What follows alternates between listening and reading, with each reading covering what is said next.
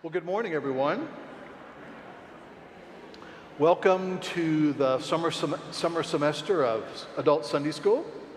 Our goal is going to be to journey through the book of Leviticus as part of our journey through the whole Bible.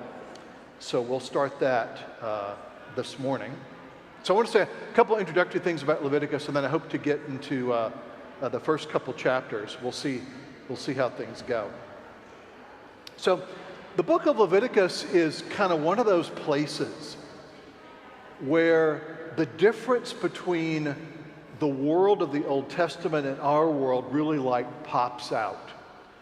So we'll kind of work to understand the book. It's actually quite important, and I think you'll find it beneficial. So let me say a couple words about some of the assumptions that are operative in Leviticus, and then we'll move on from there. So one thing that Leviticus assumes is it assumes that creation isn't just a physical thing. Plants, animals, trees, water, all that kind of stuff. Leviticus assumes that creation is also both a moral and a spiritual order.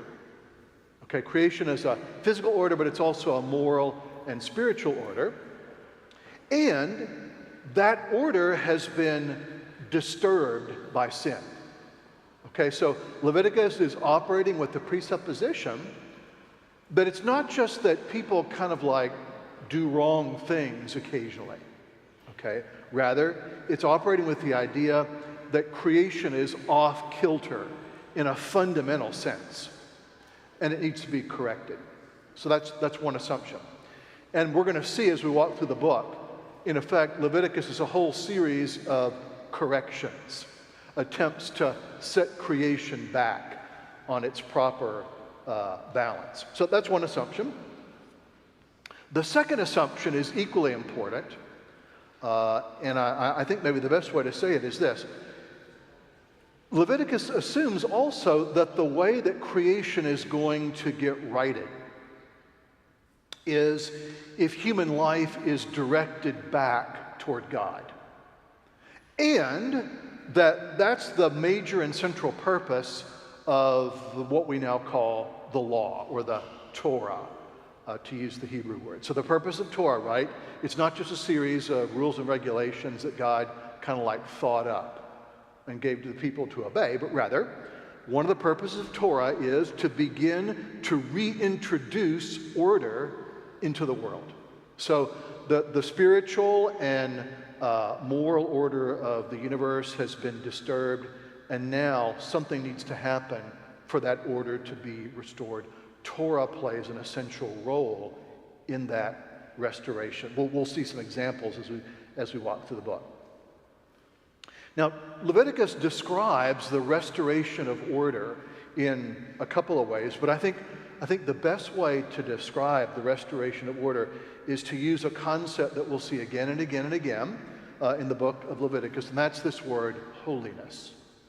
So what Leviticus means by holiness is the redirection of human life back toward God. Okay? And it's not just human behavior, it's human desire. Okay, so it's human behavior, human desire, and the idea right here is behavior follows desire, right? The way that we act, the things that we do are a function of what it is that we really love and want. Okay, and so part of the purpose here is to literally change to reconfigure the human heart, and thus also at the same time to change human behavior and human direction. That's what Leviticus means by holiness. So the reason why I'm emphasizing this is because I think one of the bad things that's happened is that the whole language of holiness has been sort of lost in parts of the modern church, or it's sort of been reduced in meaning, right? So some people now, even some Christians, right, when they hear the word holiness, they'll think of, some people who are really super, super righteous, right? Holiness is sort of the Marine Corps of the church, the few, the proud, the holy. Okay, but it's not for everyone, right? You know, there are those people who are like really into that kind of stuff. The rest of us can kind of be like spiritual slobs, and that's all right. No, not at all. Holiness refers to the redirection of human life back to God, and that's God's purpose for everyone. Okay, so this is like a really important idea. Now, that the redirection of human life takes place in two fundamental ways, and we'll be looking at this. We'll be looking at both ways in the book of Leviticus. One way that human life is redirected back to God is through worship. And we're going to start to see this in just a minute as we take a look at some of the sacrifices that Leviticus talks about. So one of the purposes of worship, one might argue the purpose of worship, is to direct human life back to God, because the assumption is that we're not going to do that automatically, right? We're not going to be directed back to God unless we are like turned in that direction. So sometimes people will read the book of Leviticus, and there'll be all these minute instructions as to how something is to be done, and people get kind of bored with that. What they're forgetting, right, is they're forgetting that one of the assumptions here is that the proper and true worship of God doesn't come to us naturally. It's something that actually goes against our grain. Okay? If you want to see what happens naturally, you can just simply look at what the people around Israel are doing. You can look at their religion, right? Idols, all kinds of weird stuff going on. It's terribly tangled, in some cases significantly bent and distorted, in many cases also dehumanizing. That's what happens naturally. This is an attempt to bend us back. So worship is one of the ways in which we're redirected to God. And once again, as we take a look at sacrifice, we'll see how that happens. The other way that human life gets restored to God is in everyday practices of life. That is, one of the really, I think, helpful things about Leviticus is Leviticus essentially denies the idea that there's sort of like a religious zone to life, and then there's like an ordinary zone, right? You can go off in your religious zone and do religious things, and then you kind of leave that zone, and then you kind of like, well, that's like real life. For Leviticus, actually, another way that we get redirected back to God is through our sort of like everyday life practices being shaped too. And so we'll be seeing some of that as we walk through the book. And not surprisingly, right, one of the most fundamental things that happens in these everyday life practices will be over and over again how we treat other people. So one of the really fundamental points of the book of Leviticus is it's impossible to separate being turned to God from the way that we actually treat other people. Right? Jesus will make this explicit, right, when he's asked, well, what's the greatest commandment? And of course, Jesus never answers questions as they're asked. And so he says, well, the greatest commandment right, is you shall love the Lord your God with all your heart, mind, soul, and strength. Oh, and the second one is like it. You shall love your neighbor as yourself. So those two things are like inseparable. Okay. Now, I want to say a few things about the beginning of Leviticus, and then we'll just dive in. So if you look at Leviticus 1:1, you'll find, right, the Lord called to Moses and spoke to him from the tent of meeting. So the important thing to note here is the book of Leviticus begins and picks up directly from the last couple verses of Exodus. So let me read those verses to you so you get the context. So here's the context of what happens in Leviticus 1.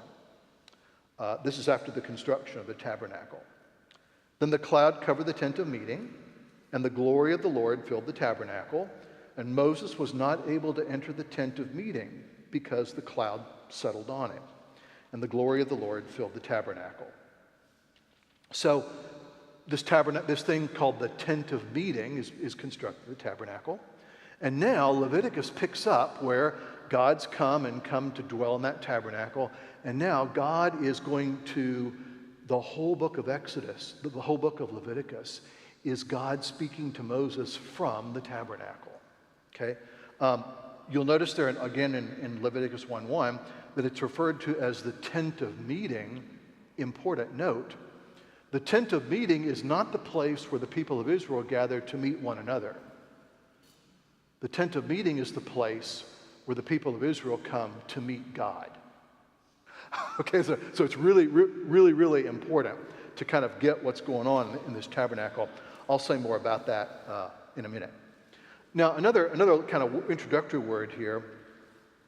This is the introduction to the sacrifices that are described in the first 7 chapters. So God tells Moses, "Speak to the people of Israel and say to them, when one of you brings an offering to the Lord, you shall bring your offering of livestock from the herd or from the flock." So that this word offering is like really, really important. So I want to say just a word about it.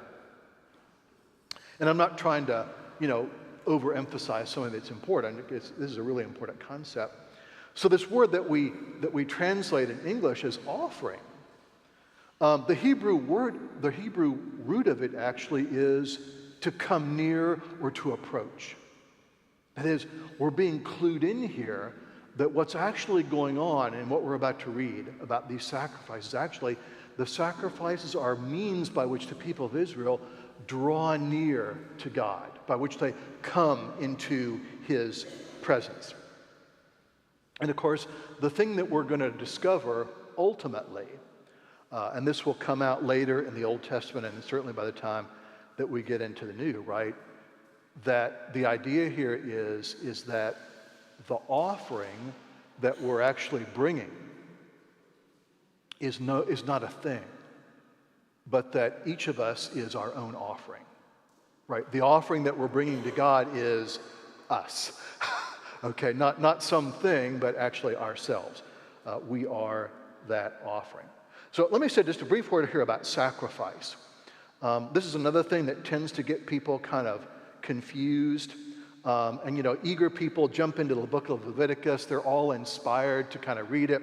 And they start reading about, instructions about, well, okay, now you do this with the intestines, and you do this with the kidneys, and this with the stomach. And that doesn't sound like very spiritual, does it? So let me say a word about sacrifice, and then we'll take a look at the sacrifices. So it's really important to understand what's going on here with sacrifice. Sacrifice is central to Israel's religion, okay? The temple, first the tabernacle, then the temple in Jerusalem is a place of sacrifice. That's what it exists for. But we need to understand what sacrifice means, and so let me try to explain it like this now, and then as we move through, I'll try and kind of add to it. So the first thing I think to say about sacrifice maybe is to say what it's not. Sacrifice in the Old Testament is not about people giving up things for God. That's not what sacrifice means. Now, that tends to be what we mean by sacrifice, right? We talk about, I sacrificed this for so-and-so, and I sacrificed this for the church or whatever. That's not what sacrifice means. And the reason for that is this. God doesn't need anything, right? God, by definition, has no needs because God's complete and perfect. Okay, so it's not like God needs something from us and we need to give him stuff. Second thing that also we want to remind here, right, is second of all is even if God did need something from us, right, what would we give him that's not already his? God's the creator, right? What would you somehow offer him that didn't already belong to him? Okay, so that's not what sacrifice is. Actually, sacrifice has a really different meaning in the Old Testament. So let me try and explain it like this. We're going to see how different things are brought to the tabernacle to be offered to God, but they're not actually for God's benefit. They're actually for the benefit of the people making the offerings. And here's how it works. One of the major things that sacrifice does is it begins the process of restoring the creator-creature relationship. So what's going to happen, right? We're going to read about all kinds of things being offered, animals and grain and all manner of things. And the purpose of this is to make the point over and over and over, right? That thing that you just brought to the tabernacle to be offered, right? Where did it come from? Well, it came from creation. How did you get it? From the Creator. But as each offering is brought to the tabernacle, the people of Israel are being reminded, right? You are creatures dependent on the Creator. You are creatures dependent on the Creator. You are not independent agents who are sort of given like free reign over your lives, right? Every time you bring that whatever you brought, whether it's grain or animals or whatever, right?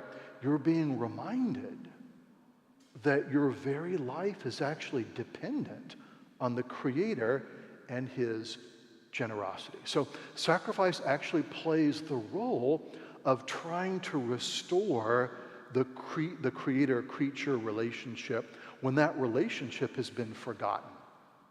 Okay? Now it'll be forgotten over and over again, right? Because that's where sin takes us, right? What sin does to us over and over and over, it says, well, yeah, God's the Creator and, He's given me kind of all this stuff. But, it's up to me to exercise my judgment over what I do with it, right? That's kind of where sin takes us, and the purpose of sacrifice is to pull us back from that again and again and again and again, to stop that drift. So that's a brief word about sacrifice. So let's take a look at the first sacrifice.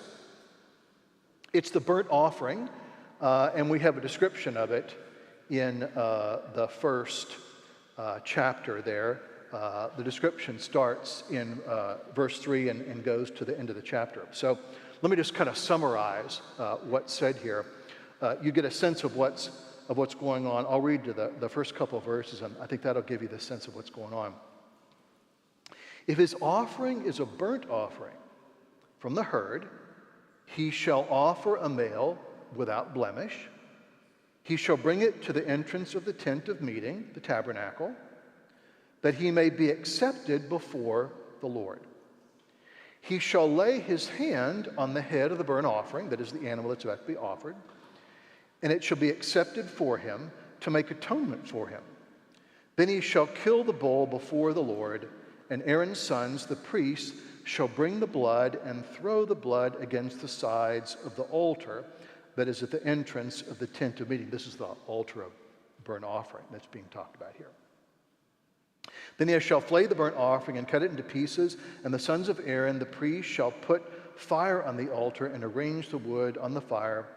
And Aaron's sons, the priests, shall arrange the pieces, the head, and the fat on the wood that is on the fire of the altar. But its entrails and its legs he shall wash with water, and the priest shall burn all of it on the altar, a burnt offering, a food offering, with a pleasing aroma to the Lord. Okay, so there's the description of one part of the burnt offering. So let me just say a couple things about that. So once again, right, you're taking something that's from creation, in this case a bull, which is very valuable, right? And what's happening, right, is that through sacrifice, the meaning of this animal is actually now being changed.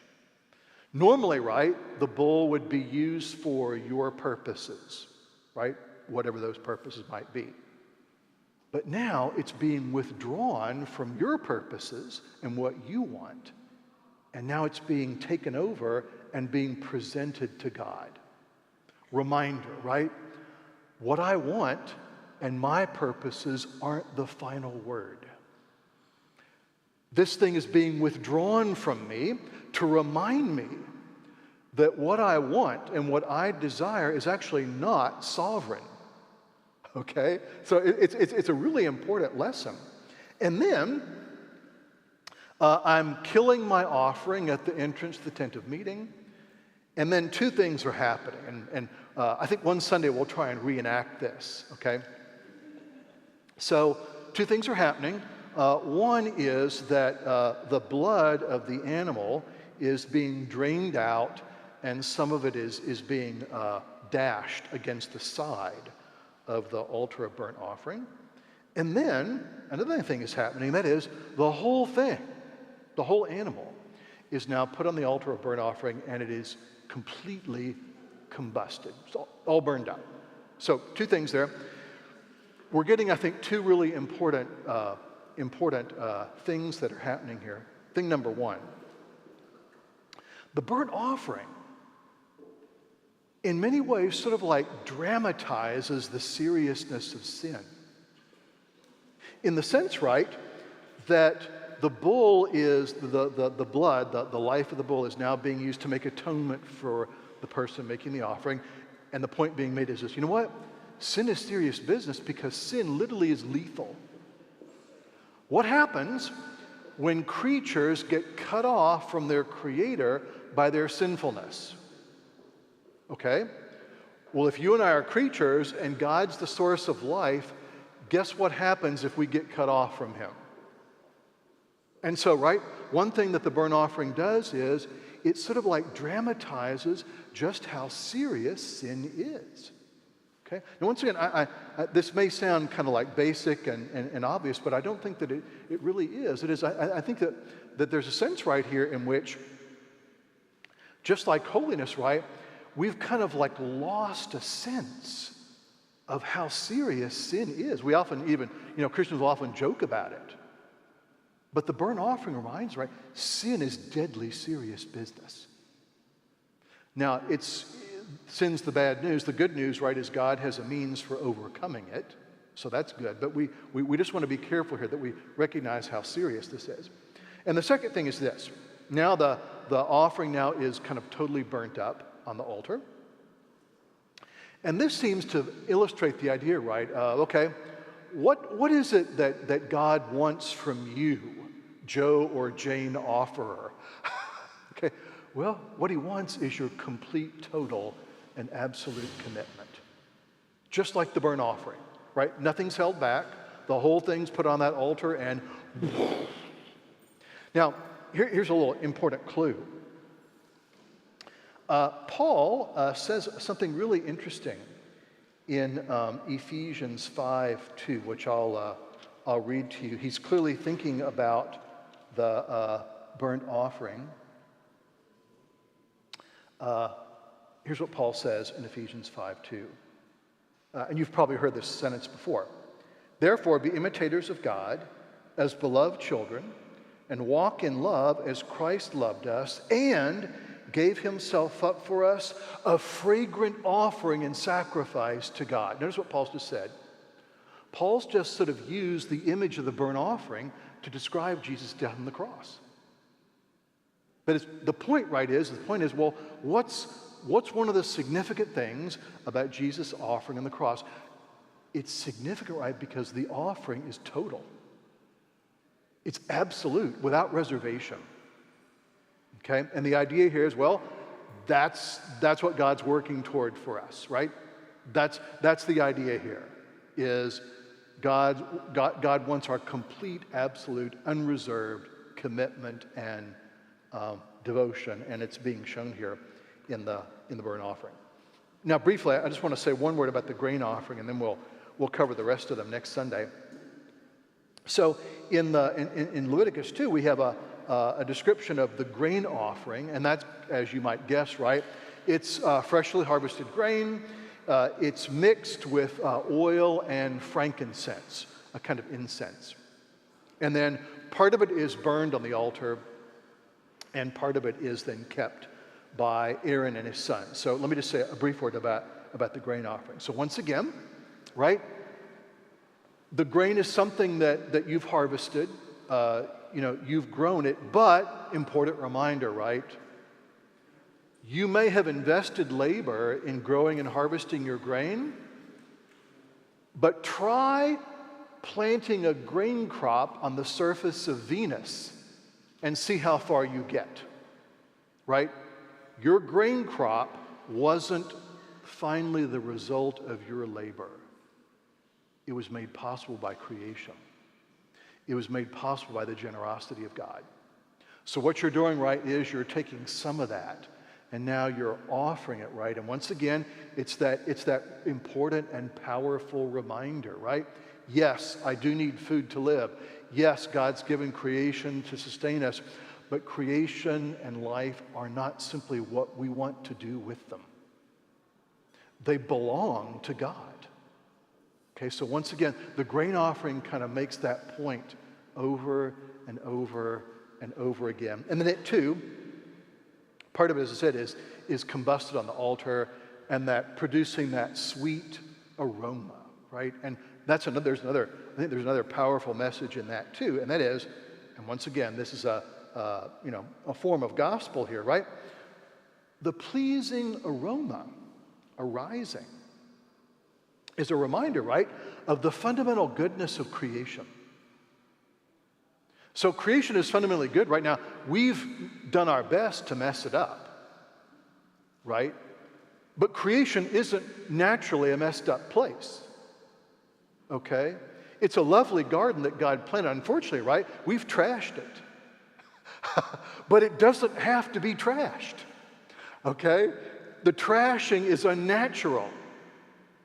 Creation is actually quite good and quite wonderful because it's a product of the Creator. And so the grain offering is reminding the people of Israel of that as well. Okay, we'll stop there. What we'll do is we will begin next week with Leviticus 3, and we'll find out another really important offering. It's called the peace or goodwill offering. And it'll be really important because there are a number of things that are attached to it. I'll say this by way of sort of like advertisement. The peace offering is sort of like a Thanksgiving dinner in the presence of God. Okay, so we'll talk about that next Sunday. But I hope that we'll be able to do like maybe Leviticus 3, 4, and maybe get into 5. But we'll reenact some of the sacrifices at various points, because that'll be fun.